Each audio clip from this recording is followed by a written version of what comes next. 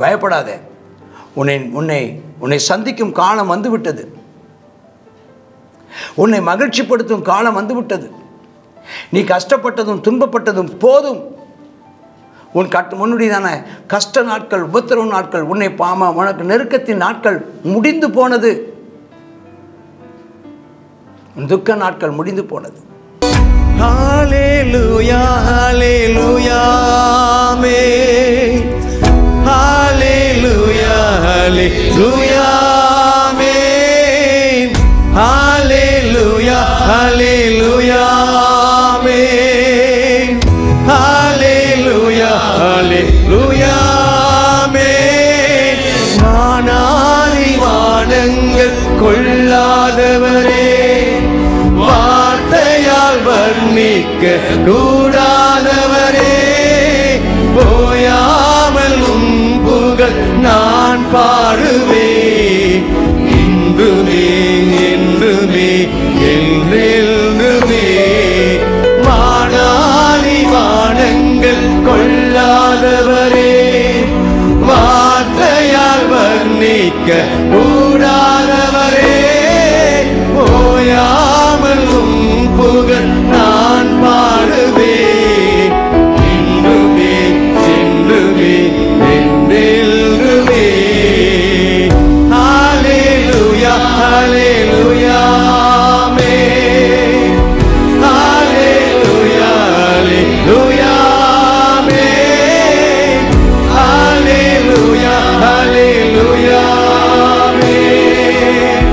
ஹல்லேலூயா ஹல்லேலூயா ஆமென். கர்த்தருடைய பரிசுத்த நாமத்திற்கு மகிமை உண்டாவதாக. கர்த்தராகிய இயேசு கிறிஸ்துவின் திருநாமத்தில் உங்களை வரவேற்கிறேன். ஏசாயா அதிகாரம் 33. தேவனுக்கு விரோதமாக இருக்கிறதான இந்த காலகட்டத்தில் தேவ ஜனத்துக்கு விரோதமாக எழும்பின அசீரியா, குறிப்பாக இந்த ஏசாயா காலகட்டத்தில் அசீரியா ராஜா, இந்த அசீரியனுக்கு நடக்க போகிற ஒரு ஆபத்தை குறித்து, நியாய தீர்ப்பை குறித்து இங்கே சொல்லப்பட பார்க்குறோம். கொள்ளையிடப்படாதிருந்தும் கொள்ளையிடுகிறவனுக்கும், துரோகம் பண்ணாதிருக்கிறவர்களுக்கு துரோகம் பண்ணுவதுமாய உனக்கு ஐயோ. யாருக்கு சொல்லப்பட்டது? அசீரியனுக்கு. ஏன்னா சம்மந்தமே இல்லை இந்த யூதாவும் இஸ்ரேலும். நீ கொள்ளையிட்டு முடிந்த பின்பு நீ கொள்ளையிடப்படுவாய். நீ துரோகம் பண்ணி தீர்ந்த பின்பு உனக்கு துரோகம் பண்ணுவாங்க அப்படின்னு சொல்கிறாரு. கர்த்தாவே, இப்போ ஜெபம், கர்த்தாவே எங்களுக்கு இறங்கும், உமக்கு காத்திருக்கிறோம். தேவரீர் காலையில் அவர்கள் பயமும் இக்கட்டு காலத்தில் எங்கள் ரட்சிப்புமாயிரும். அவர்கள் பயமும்னா அவர்களை பயமுறுத்துகிற பயமாக இருக்கணும். எங்களுக்கு நீர் ரட்சிப்பார், உங்கள் கரம் எங்களுக்கு ரட்சிப்பார். அப்போ தேவனுடைய கரம் நம்முடைய சத்துருக்களுக்கு விரோதமாக ஆமென் பராக்கிரமம் செய்யும்படி அவர்களை அதட்டும். நமக்கோ கர்த்தரை அரவணைக்கும் ரட்சிப்பின் கரமாக இருக்கும். எப்படி இஸ்ரவேல் ஜனங்களுக்கு அந்த மேகம் எகிப்தியருக்கு காரிருளும் ஆமென் மின்னல்களும் இடிமுழக்கங்களும் உண்டாகி அவர்களை பயமுறுத்துகிற ஒன்றாயிருச்சு எகிப்தியருக்கு. ஆனால் அதே மேகம் இஸ்ரவேலர்களுடைய சைடில் பார்க்கும்போது வெளிச்சமும் அக்கினி ஸ்தம்பமும் அது அவர்களுக்கு மகிழ்ச்சியுமாய் இருந்தது, ரட்சிப்பாக இருந்ததை பார்க்குறோம். சரி, அமளியின் சத்தத்தினாலே ஜனங்கள் அலைந்தோடி நீர் எழுந்திருக்கும் போது ஜாதிகள் சிதறடிக்கப்படாது. கர்த்தர் அப்படிப்பட்ட காரியத்தை செய்வார் என்று நாம் பார்க்குறோம். அடுத்து, வெட்டுக்கிளிகள் சேர்க்கப்படுவது போல கொள்ளை சேர்க்கப்படும். கொள்ளைன்னா அந்த விடுதலையானதான் காரியத்தை சொல்லப்படும். மனுஷர்கள் குதித்த நிச்சயங்க திரிவார்கள் சொல்லி இந்த அவளுக்கு வரப்போகிறதான நியாய தீர்ப்பை சொல்லி முடிக்கிறார். 5வது வசனத்திலிருந்து இன்னொரு காரியத்தை ஆண்டவர் சொல்கிறத பார்க்குறோம். 5வது காரியத்திலிருந்து யூதாவை குறித்து சொல்கிறார். கர்த்தர் உயர்ந்தவர், அவர் உன்னதத்தில் வாசமாக இருக்கிறார், அவர் சீயோனின் நியாயத்தினாலும் நீதியினாலும் நிரப்புகிறார். எப்படி இஸ்ரவேல் ஜனங்களை, அது குறிப்பாக யூதா எருசலேமில் குடியிருக்கிற ஜனங்களுக்கு என்ன செய்ய போகிறார்? அவர்கள் மத்தியில் கர்த்தர் உயர்ந்திருக்கிறார், அவர்கள் மத்தியில் கர்த்தர் வாசமாக இருக்கிறார், அவர்களை நீதி நியாயத்தினால நிரப்புகிறார்.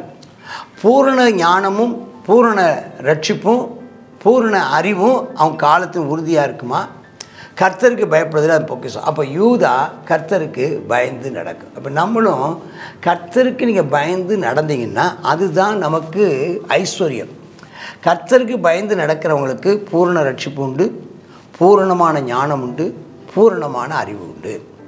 சரி, இதோ அவர்களுடைய அப்படின்னு என்ன அர்த்தம்? அந்த யூதாவுடையதான எதிராளிகளுடைய பராக்கிரமசாலிகள் வெளியில் அழுகிறாங்க, சமாதானத்து ஸ்தானாபதிகள் மனங்கசந்து அழுறாங்க, பாதைகள் பாழா போச்சு, வழிபோக்கர் இல்லை, உடன்படிக்கையை மீறுகிறான், நகரங்களை இகழ்ச்சி பண்ணுறான், மனுஷனை எண்ணாமல் போகிறான். அவன் அவ்வளோ கடூரமான மனுஷன். இதனால் தேசம் துக்கித்து விடாய்த்திருக்கிறது, லீபனோன் வெக்கி வாடுது, சாரோன் வனாந்திரத்துக்கு ஒப்பாகுது, பாசானும் கர்மேலும் பாழாக்கப்படுது. இப்படிப்பட்ட நேரத்தில் கர்த்தர் சொல்கிறாரு, இப்படி நான் எழுந்தருளுவேன், உங்களுக்காக கர்த்தர் எழுந்தருளுவார், உங்களுக்காக கர்த்தர் உயருவார், உங்களுக்காக கர்த்தர் மேன்மைப்படுவார். அல்லேலூயா. பயப்படாதீங்க. பாடுகளின் மத்தியில் அவன் கடந்து செல்கிற பரிசுத்தவான்களே, உபத்திரவத்தின் ஊடாக செல்கிற தேவ பிள்ளைகளே, உங்களுக்காக கர்த்தர் எழுந்தருளுவார், உங்களுக்காக கர்த்தர் தம்முடைய மகிமையில் எழுந்தருளுவார், உங்களுக்காக கர்த்தர் மகிமையானதை செய்வார். சொல்லிட்டு எதிராளிகளை பற்றி சொல்கிறார். பதரை கற்பந்தரித்து தாரடியை பெறுவீர்கள், அக்கினியைப் போல உங்கள் சுவாசமே உங்களை பட்சிக்கும், சுண்ணாம்பை போல ஜனங்கள் நீற்றப்படுவார்கள், வெட்டப்பட்ட முச்செடி மாதிரி தீயில எரிக்கப்படுவாங்க. சொல்லிட்டு 13ஆம் வசனத்தில் சொல்கிறாரு, தூரத்தில் உள்ளவர்களை நான் செய்கிறத கேளுங்க, சமீபத்தில் இருக்கிறவர்களின் பராக்கிரமத்தை அறிந்து கொள்ளுங்கள்னு சொல்லி ஆண்டவர் என்ன செய்கிறார் என்றால், அங்கே அவர்களுக்கு நியாய தீர்ப்பை, அதாவது தேவ ஜனத்துக்கு ஆண்டவர் ரட்சிப்பையும் ஆமென் நீதியும் செய்கிறார்.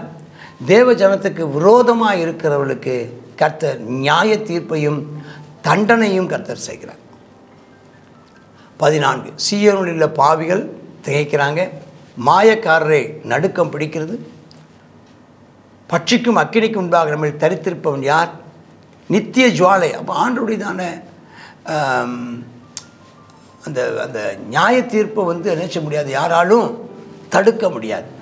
இப்படிப்பட்ட நேரத்தில் நீதியாய் நடந்து செம்மையானவர்களை பேசி இடுக்கன் செய்வது அவர் ஆதாயத்தை வெறுத்து பரிதானத்தை வாங்காதபடி கையை உதறி இரத்தம் சிந்துவதற்கான யோசனையை கேளாதபடி செவி அடைத்து பொல்லாப்பை காணாதபடி கண்களை மூடுகிறவன் எவனோ அவன் தேவனுக்கு பயந்து நடக்கிறவன்.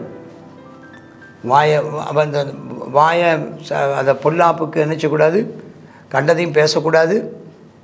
ஆமாம், கையை தவறு செய்வதற்கு கையை உதறி கண்டதை பேசக்கூடாது. வாயை அடைத்துக்கொள். ஆமாம், ஸ்தோத்திரம். நம்ம தேவையற்றதை பார்க்காதபடி கண்ணை அடைச்சிக்கோ, தேவையற்றதை கேட்காதபடி காதை பூட்டிக்கோ. கர்த்தர் உன்னை ஆசீர்வதிப்பார். அப்படி நீ இருந்தால் உயர்ந்த இடங்களில் வாசம் பண்ணுவீங்க. கண்மணியின் அரண் உனக்கு அடைக்கலமாக இருக்கும். உனக்கு அப்பமும் தண்ணீரும் கொடுக்கப்படும். உன் கண்கள் ராஜாவை காணும். நீ தூரத்தில் உள்ள தேசத்தை பார்ப்பாய். கர்த்தருக்கு ஸ்தோத்திரம். அல்லேலூயா. தேவன் செய்கிற ஆசீர்வாதமான காரியங்களை பாருங்கள். உங்களுக்கு விரோதமாக வந்தவன் எங்கே? உங்களுக்கு விரோதமாக வந்தவன் உனக்கு விளங்காத பாசை, நீ புரியாத அசீரிய பாஷை பேசினானே, அந்த அந்த அரிதற்கறி அந்த ஒருவித பேச்சவுடைய அந்த குரூர ஜனங்களை இனிமேல் நீ பார்க்க மாட்டாய்.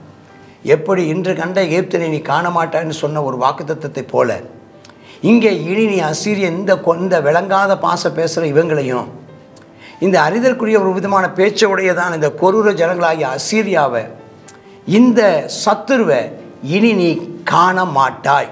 அல்லேலூயா. இனி நீ காண மாட்டாய். சொல்லுங்கள்.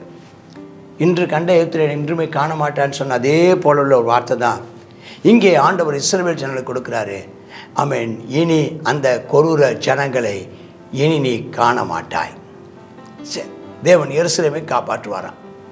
நம்முடைய பண்டிகையில் ஆசரிக்கப்படும் நகரமாகிய சீயோனை நோக்கிப்பார். உன் கண்கள் எருசலேமே. அமெரிக்கா என்ன? சமாதானம், சமாதானமான தாவரம், பெயர்க்கக்கூடாத கூடாரமாக காணும். இனி அதன் முளைகள் என்றைக்கும் பிடுங்கப்படுவதில்லை, கயிறுகள் அருந்து போவதில்லை. மகிமையுள்ள கர்த்தர் நமக்கு மகா விசாலமான நதிகளும் ஆறுகள் உள்ள ஸ்தலம் போல இருப்பாராம். ஆனால் ரொம்ப ஆசீர்வாதமான கர்த்தர் வைப்பாராம். அல்லேலூயா, அல்லேலூயா. அது படகுகளும் கப்பல்களும் ஓடுகிறதான அந்த அந்த ஆறும் அல்ல, இது ஒரு அந்த சமாதானம் நதியைப் போல பாய்ந்திருக்கும், நீதி ஆறுகளைப் போல பாய்ந்திருக்கும். அதுக்கு அந்த அர்த்தத்தில் சமாதானமும் நீதியும் கிருபையின் பெருவெல்லம், கிருபை உங்கள் நடுவில் புரண்டோடும், தேவ பேரன்பு உங்கள் நடுவிலே புரண்டோடும், செழிப்பு புரண்டு ஓடும், மகிழ்ச்சி ஆறை போல வரும். சமாதானம், நீதி, செழிப்பு, கிருபை, பேரன்பு, அல்லேலூயா, மகிழ்ச்சி கர்த்தர் நாம் மகிமைப்படுவதாக ஒரு நதியை போல இருக்குமா. கர்த்தர் தம்முடைய நியாயாதிபதி, கர்த்தர் நம்முடைய நியாயப்பிரமாணிகர், கர்த்தர் நம்முடைய ராஜா, கர்த்தர் நம்ம நிச்சயமாக ரட்சிப்பார். நம்ம கட்டியிருக்கிற கயிர்கள் எல்லாம் தளர்ந்து போயிடும்.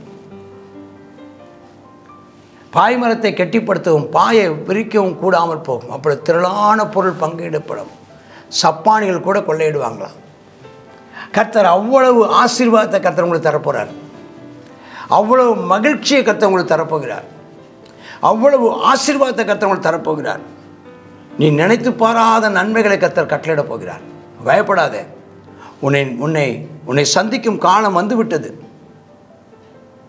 உன்னை மகிழ்ச்சிப்படுத்தும் காலம் வந்துவிட்டது. நீ கஷ்டப்பட்டதும் துன்பப்பட்டதும் போதும். முன்னுடையதான கஷ்ட நாட்கள், உபத்திரவு நாட்கள், உனக்கு நெருக்கத்தின் நாட்கள் முடிந்து போனது. துக்க நாட்கள் முடிந்து போனது. வியாதிப்பட்டிருக்கிற நகரவாசி சொல்லுவதில்லை. அதில் வாசமாக இருக்கிற ஜனத்தின் அக்கிரமத்தை கர்த்தர் மன்னிக்கிறார். அல்லேலூயா சொல்லுங்கள். கர்த்தர் மன்னிக்கிறார். கர்த்தர் மன்னித்து விட்டார். அவர் நல்லவர், நன்மை செய்கிறவர். Thank you Jesus. உங்கள் வாழ்க்கையிலையும் கர்த்தர் மறுபடியும் ஒரு மகிழ்ச்சியும் ஒரு வெளிச்சத்தையும் கர்த்தர் கட்டளையிடுவதை நீங்களும் நானும் பார்க்க போகிறோம்.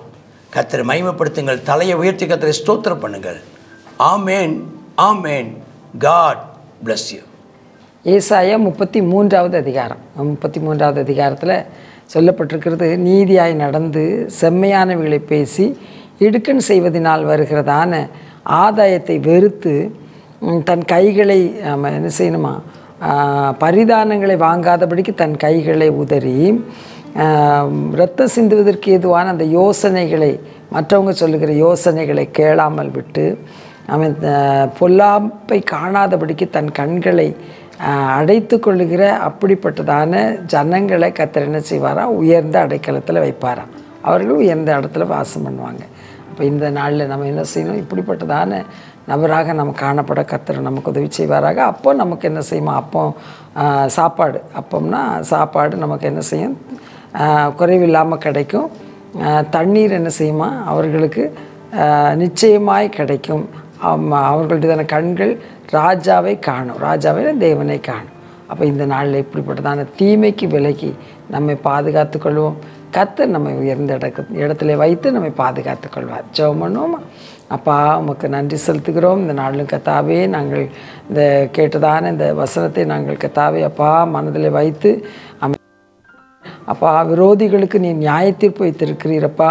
ஆனாலும் உமக்கு பயப்படுகிறவர்களுக்கு அப்பா, நீதியாய் நடக்கிறவர்களுக்கு, செம்மையானவர்களை கர்த்தாவே பேசுகிறவர்களுக்கு அப்பா, இடுக்கண் செய்கிறவர்கள் ஆதாயத்தை வெறுக்கிறவர்களுக்கு, பரிதானத்தை அப்பா வாங்காதபடிக்கு தன்னுடைய கைகளை உதறுகிறவர்களுக்கு அப்பா, ரத்தம் சிந்துகிறதற்கான ஆலோசனை கேட்காதபடிக்கு தன்னுடைய செவியை அடைக்கிறவர்களுக்கு அப்பா, பொல்லாப்பை காணாதபடிக்கு கண்களை மறைத்து கொள்ளுகிறவனுக்கு கர்த்தாவே நீர் கொடுக்கிற அந்த ஆசீர்வாதத்தை உம்முடைய பிள்ளைகளாயிருக்கிற எங்களுக்கு நீ தந்தருள்வீராக.